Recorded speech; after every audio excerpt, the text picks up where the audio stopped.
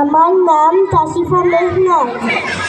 আমি একটি কবিতা আবৃত্তি করছি। কবিতার নাম জীবনের হিসাব। লিখেছেন সুকুমার রায়। বিদ্যে বোঝাই বাবু মশাই, তোরই শখের বটে মাঝিরে কল। বলতে পারিস সূর্য কেন ওঠে, চাঁদটা কেন বাড়ে কমে, জোয়ার কেন আসে? বৃদ্ধ মাঝি অবাক হয়ে ফেল ফেলিয়ে হাসে। বাবু বলেন, সারা জীবন মল্লিরে তুই খাটি, জ্ঞান বিনা তোর জীবনটা যে চারি আনাই মাটি। খানিক বাদে কহেন বাবু, বল তো দেখি ভেবে, নদীর ধারা কেমনে আসে পাহাড় হতে নেবে?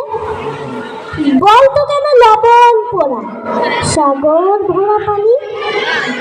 মাঝি শেখাই, আরে মশাই অত কি আর জানি।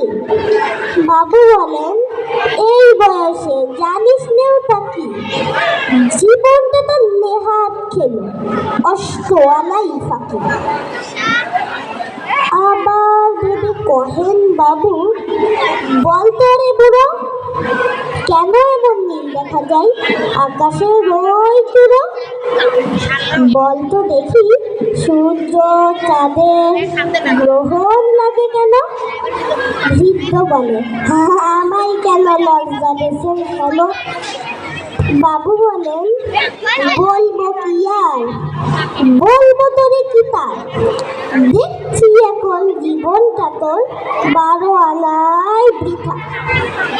খানিক বাদে ঝড় উঠেছে, ঢেউ উঠেছে ফুলে। বাবু দেখেন নৌকাখানি ডুবলো বুঝি ডুবে। মাঝিরে কন, একই আপদ ওরে ও ভাই মাঝি, ডুবলো নাকি নৌকা এবার, মরবো নাকি আজি? মাঝি শুধায়, সাঁতার জানো? মাথা নাড়েন বাবু। মূর্খ মাঝি বলে, মশাই এখন কেন কাবু? বাঁচলে শেষে আমার কথা হিসেব করো পিছে। তোমার দেখি জীবন খানা 16 আনায় মিশে।